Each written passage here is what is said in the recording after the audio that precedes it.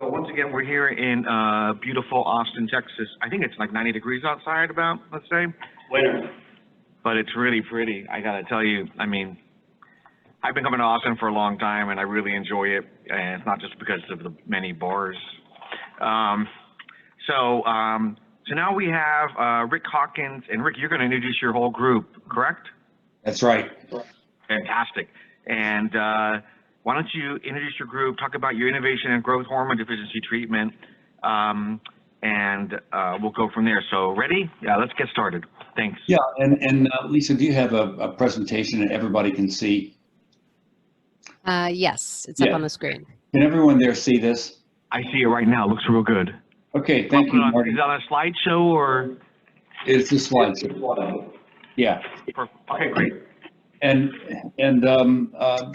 Marty and Ivy Family Office Network appreciate the invitation for us to talk to you today. If you go to the next slide, we're a public company traded on NASDAQ under LUMO. We're based in Austin, Texas, and Ames, Iowa. This is a standard forward-looking statement that we always have to have. But the space we're in is in the rare disease space, and we have a lot of experience, and we're going to tell you a little bit about that. So essentially, we have a lead compound that could be quite disruptive in the market. The market is quite large, it's over $1 billion, and the first indication we're going for is growth hormone deficiency in children or PGHD. And we have a phase 2B study that's going to start before the end of the year. Cash on hand at the end of the first quarter was $85.8 million. But I'm happy to announce that as of, we just announced yesterday that we sold what's called a priority review voucher from another compound that we worked on, the Ebola vaccine that we partnered with Merck. We just sold that for $100 million and we got 60% of the proceeds, or $60 million, all non-dilutive money that went directly into our treasury, or that will very, very soon. Big event for us yesterday. With us today is our Chief Medical Officer, Gene Kennedy. John McHugh is our COO and Chief Scientific Officer. I might add that John, in terms of rare disease, he's the scientific founder of two major divisions of the NIH that had to do with the development of rare disease assets. My background, 10 years at J&J doing preclinical, clinical drug development. Before I started one of the very first CROs, so I was a pioneer in that sector, but I also pioneer in the manufacturing sector, was one of the very first recombinant protein manufacturing facilities that was built. I've been in drugs, diagnostics, and devices, serial entrepreneur. I'm the founder of Lumos, and we are well on our way to, I believe, disrupting a well-established market. So let me go into that a little bit with you with the next slide. We have a base therapeutic that is that can go a lot of different directions. We're starting with pediatric growth hormone deficiency. That study is going to start before the end of the year, but we believe that we can have an effect on almost a dozen different rare diseases of growth hormone deficiency. And as soon as we get a little bit of experience under our belts with PGHD, we'll go on to probably Turner syndrome and children born small for gestational age. But in addition to that, we just got a transforming event yesterday in the fact that we sold this PRV for $60 million in cash, and that gives us the flexibility to go out and look for other assets. And because of our decades of experience in the rare disease space, we believe that we're well on the way of doing that. If we go to the next slide. Now, PGHD alone is over $1 billion market, largest one in the US. It's growing at a nice pace, and that's not counting China. But overall, the recombinant growth hormone and injectable growth hormone market is well over $3 billion. You can go to the next slide. So in this indication, we're going for children who are do not grow. In other words, their pituitary glands don't produce enough growth hormone. Therefore, their height velocities are far below. The standard of care is a daily injectable, usually about 2,500 of them in the lifetime of a child, starting typically at age 7, going through puberty. And to say the least, this is not an ideal situation for kids. And if you go to the next slide, one of the biggest problems is, as a result, is compliance. And this is notoriously poor adherence in this patient population. You can imagine a little kid who's going for a overnight stay with friends who doesn't want to take shots, or summer camp, or long trips with families, or whatever it might be. And in fact, it's been reported that if you miss about 2 doses a week, then you can lose up to 50% of your height velocity, your potential height velocity.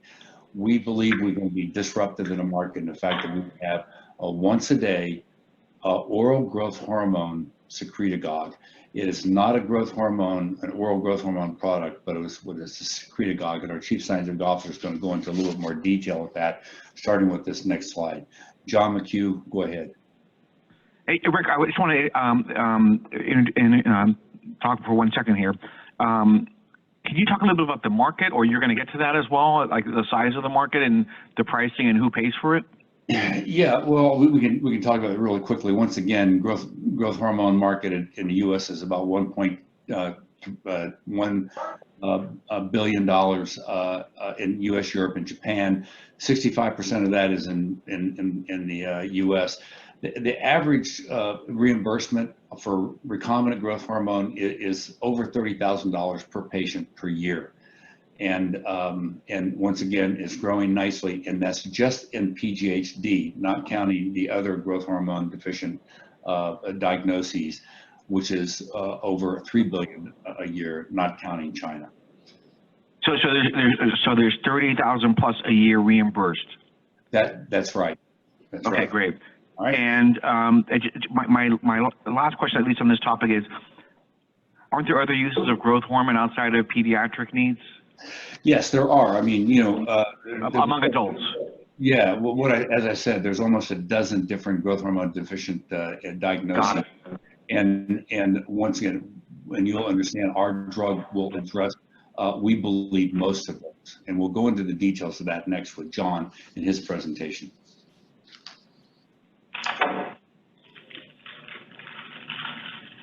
Thank you, Rick. We'll dive into the mechanism of action of this therapeutic. So, as Rick said, our molecule is not an oral version of a recombinant growth hormone or protein. It's a small molecule that you can take orally, and when it gets into circulation, it binds to a receptor in your pituitary, your anterior pituitary, and by binding, it causes the pituitary to do what it wants to do, which is to release growth hormone. And growth hormone is released normally in the average person as pulses across the day, somewhere between 23 and 25 pulses. And what our molecule does is it increases the amplitude of each one of those peaks, but it doesn't really change, the nature of how it gets released. So by increasing the amplitude of each one of those peaks over 24 hours, you increase the amount of growth hormone that's circulating. And that in turn causes your liver to make IGF-1, and IGF-1 and growth hormone both act on they both act on the growth plates and the long bones in these kids and cause these kids to grow. What's an interesting part of how we're intervening therapeutically, which means our molecule targets above the release of growth hormone, is that we can take advantage of the natural feedback mechanisms that exist to slow down the production of growth hormone.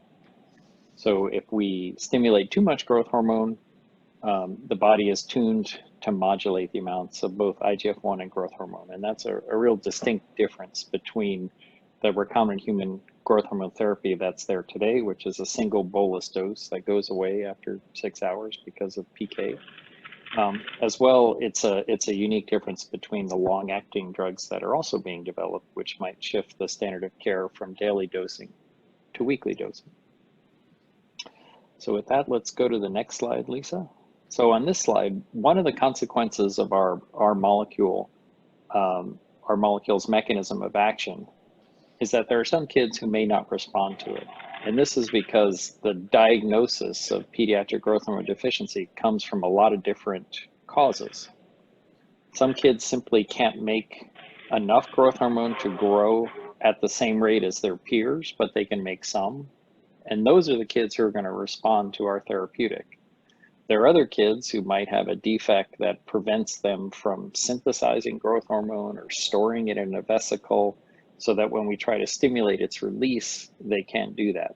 And those kids are not going to respond to our drug. And what we had to do to really make this a reality to develop this drug is figure out a way to separate those two groups of kids with the same diagnosis. So we came up with a series of tests, two simple tests actually, that enable us to, before the child is treated, determine whether we think they're going to respond to the drug or not.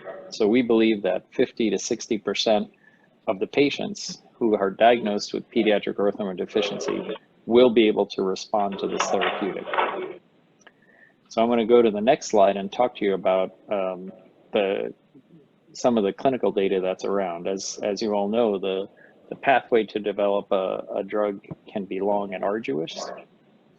The thing that is remarkable about this molecule is that we licensed it from Merck. Merck spent a number of years working on this molecule for different indications. And so they've already given this molecule to 1,000 patients, 1,000 adults, and tested it in lots of different indications that they were interested in. So they were mostly interested in large patient population diseases, things like Alzheimer's or recovery from hip fracture, or sarcopenia is what they originally tried, which is kind of muscle wasting in the elderly. And Merck wasn't satisfied with the results of those trials. They did do a couple of trials in the area that we're interested in pediatric growth hormone deficiency.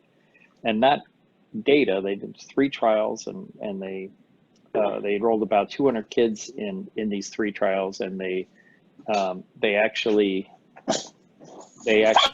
dosed 150 kids with the therapeutic. And what we're going to focus on today is what would be the key study right now, which is a study that focuses on kids who have never been treated with a therapeutic yet, so newly diagnosed, what we would call naive to treatment. And Merck generated a lot of data in that study that we can use to validate our assays to select kids who are responsive. And that's what I'm going to show you about on the next slide. So this is a set of data that, as I said, Merck generated. So this is bringing in kids who are diagnosed with pediatric growth hormone deficiency and treating them with either a placebo, a control arm of the standard of care, recombinant human growth hormone, or 0.4 or 0.8 mg per kg per day of our therapeutic. And the outcome is a really nice thing to measure. It's annualized height velocity. And so you can measure height in a stadiometer out to 4 significant digits. So it's a very precise measurement. So if you look at the all subjects graph, which is the graph on the left, you'll see something a little disconcerting. And that is at the highest dose of the drug, LUM-201, at 0.8 mg per kg, those kids are not growing at the same rate as the kids who are given the standard of care. And this is the data that Merck looked at when they ran this study. We went back and re-examined this data because we felt that there were a number of kids who came into this trial who weren't able to respond to the drug. So I mentioned that a couple of slides ago, that some kids can respond, some can't. And we developed kind of an algorithm or a cutoff that helps us separate the responders from the non-responders. And we applied it to this previously generated clinical data. So if you look to the graph on the right and look at the PEM positive graph, so here we filtered out, using the cutoffs that we determined, the people we don't think can respond. And what's left is a group of patients who grow essentially equally between the 0.8 mg per kg group and the recombinant human growth hormone group. So they're not statistically different just using a simple t-test, which means that they can't be considered different. They're therefore the same. If you look at the kids that we took out of the analysis because we don't think they can respond to our drug, you see a very different thing. You see a dramatic difference between how much those kids grew on recombinant human growth hormone and how much they grew on our therapeutic. And that makes sense because the kids that we're taking out of this analysis are the kids who grow, who are the most growth hormone deficient. And those kids tend to have very, very fast catch-up growth on recombinant human growth hormone, but they also tend to not respond at all to a secretagogue because of the nature of their, of the reason that they are diagnosed with PGHD. Hey, John, do you have a breakdown of like the percent of each case? Like what percent responded to your treatment, what percent did not? Yeah, so it's about the number that I quoted before, about 50 to 60% out of the entire diagnosed PGHD population. So this is just a snapshot, right? This is one trial. Got it. Yep. But we believe, doing some calculations, that it's about 50 to 60%. The other important thing to note on this slide is that the difference between 0.4 and 0.8 mg per kg, those two growth bars, again, are not the same, so they're different, which tells us that at higher doses of the drug, we're seeing more growth. And so that sets us up for thinking about how to go forward in a trial that we're going to run using these cutoffs. And that's to suggest to us that if we go to higher doses, we'll be able to achieve higher growth. So the next slide is a little bit of data to back up that assumption. So as you give more of your therapeutic, LUM-201, you'd like to see higher circulating levels. So you'd like to see dose responsive exposure, and that's what the graph on the left shows. The graph on the right demonstrates something called a pharmacodynamic response. So what we're doing is we're giving our therapeutic and we're looking at its mechanism of action. We're looking at it, we're looking to see how much growth hormone people can release when we stimulate them with higher doses of LUM-201.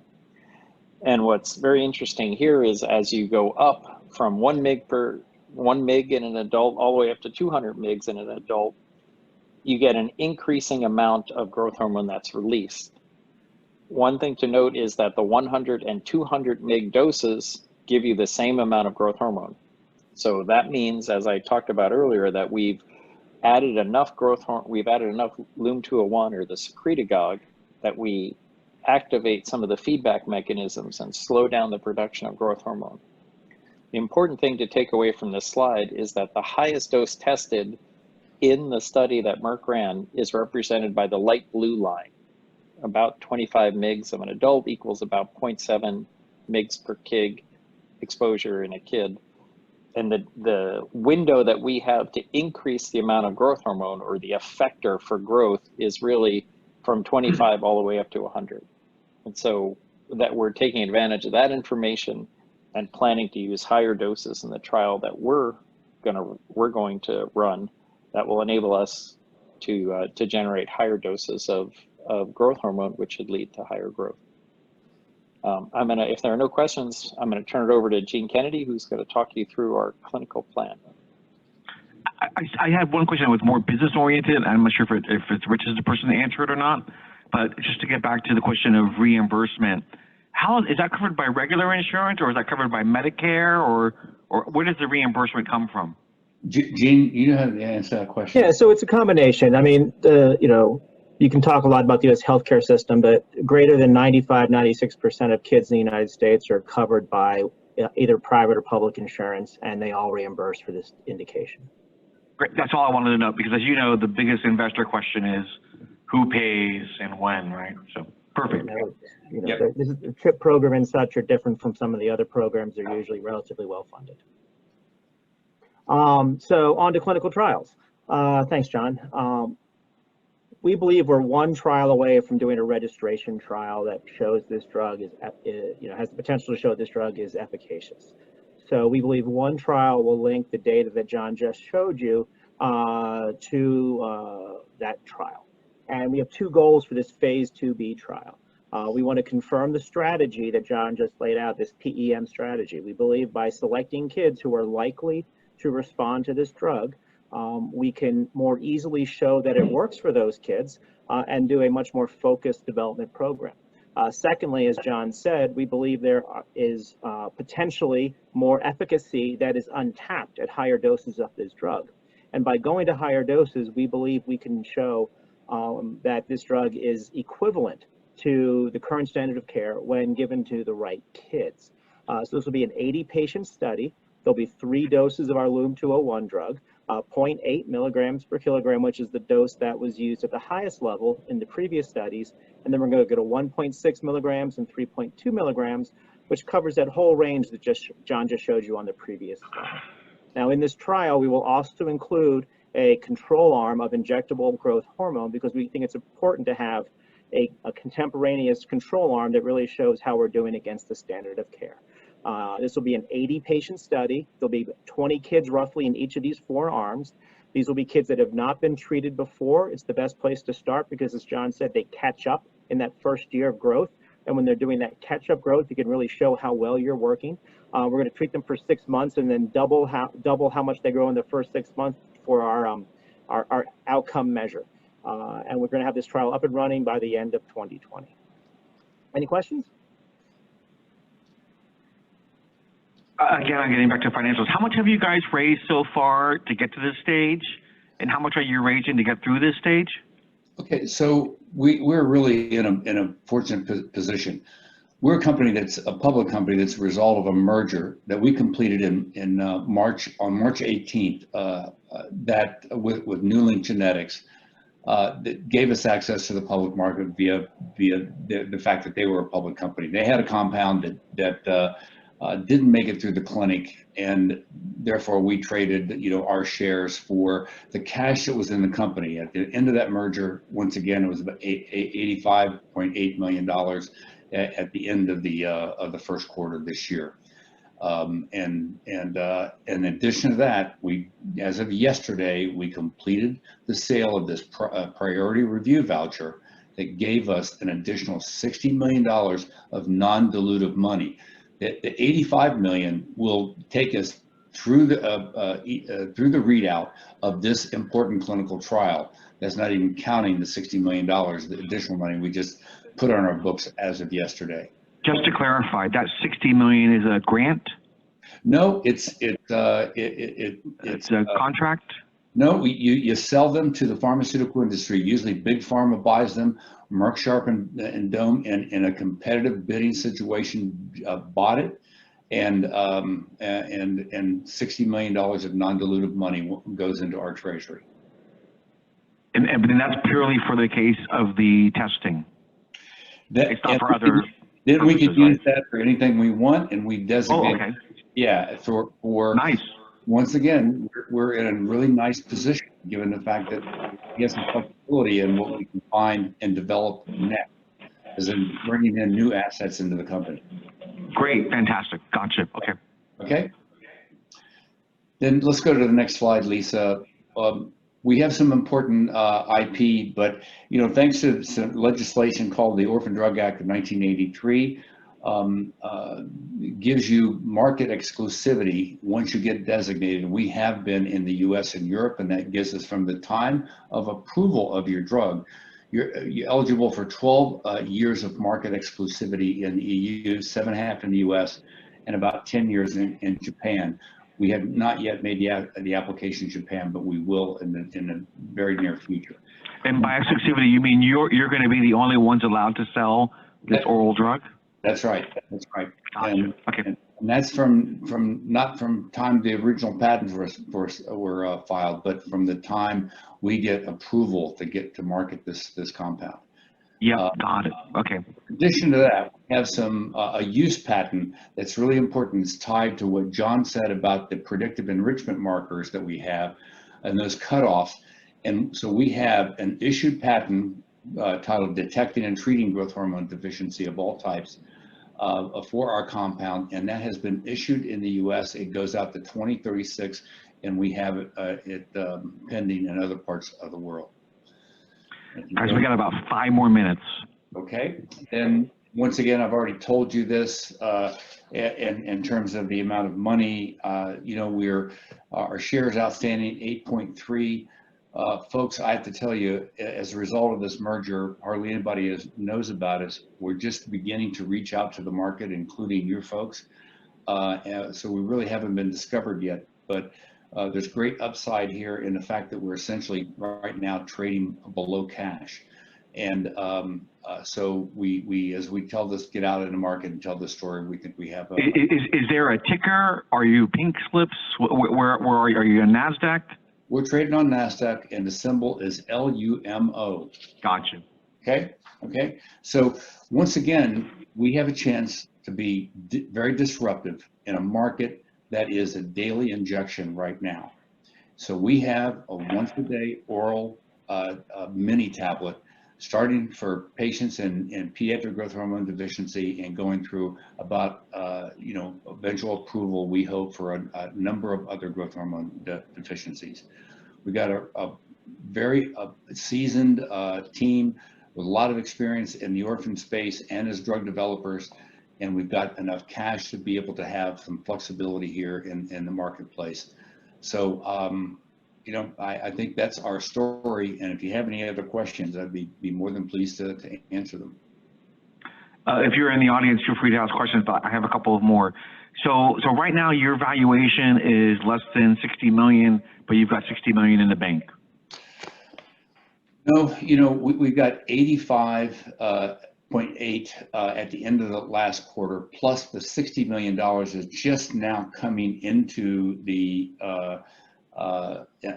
company. So okay, so about 140 million plus. Okay. And we're trading today, I think, somewhere around $120 million of total market cap. So that's a good story. Yeah. I've got a question. Hold on a second here.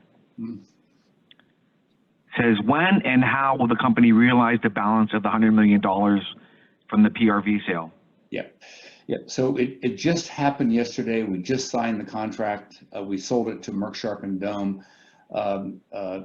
It's for the total value was $100 million. And it came as a result of remember I told you earlier, the Ebola vaccine.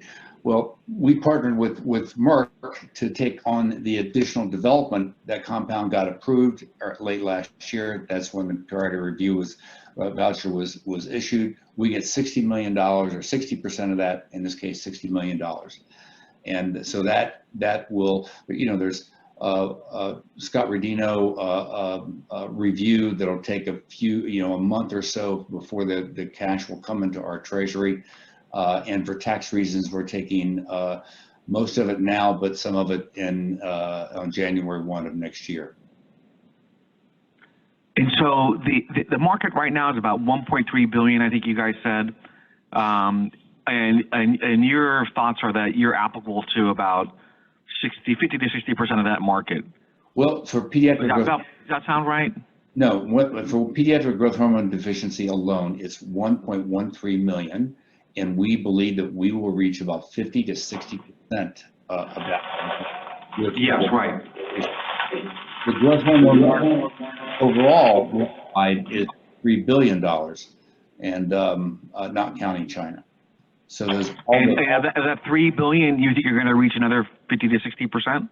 Well, we don't know whether that 50 or 60% will apply to the rest of the population, but certainly a large, as long as the patients, as they say, with one dose of our drug, they can produce 5 nanograms per ml of growth hormone. That's an pituitary, and those patients should be treated with our drug, an oral drug. And the annualized sales, how much of those annualized sales are on new patients versus do people just take the drugs year after year, or how does that? This is chronic administration. These kids start on average of about age 7, and they get all the way through puberty, so many years. There's a whole host of new patients that go up every year. But also, we at the appropriate time, we will do what's called a crossover study. Take patients who are on recombinant growth hormone, switch them to our drug, and make a comparison to their growth velocity. And go back to the FDA and ask for approval based on that. Question? The deal that just went through, is that public knowledge now? The press release went into the market, aftermarket last night. Okay. It's on our website too. Perfect. Thank you. Yeah, I mean, you guys are really on the ball. I think this is great. You know, we had a company present. I'm not sure why I'm doubling up on here, but we had a company present a few years ago. They were already public, and I think that they were an immunology company, and they signed an agreement with Korean government during all this COVID outbreak. Maybe it's you, Nick. Maybe you can mute for yourself, but. They signed an agreement and their stock price tripled in like 2 months. Yeah. So you guys are in a good position. Yeah, well, I thank you. I have to agree with you. I think that, you know, any company that's trading for cash and has this kind of potential with an oral medication that's an injectable market right now, I think we're in a good place. And Rick, I know that you're a pretty active angel investor, et cetera. Are any of the many Texas angel groups invested with you or co-invested on this with you? I'll tell you who invested early on. It was our early investors were NEA, Blackstone, Deerfield, Roche Ventures, Sante Ventures locally, and Sante. Kevin Lalonde is on our board along with the Blackstone representative Emmett Cunningham. Great. I think this is a great story. So listen, thanks so much, guys, and let me just give you some copying.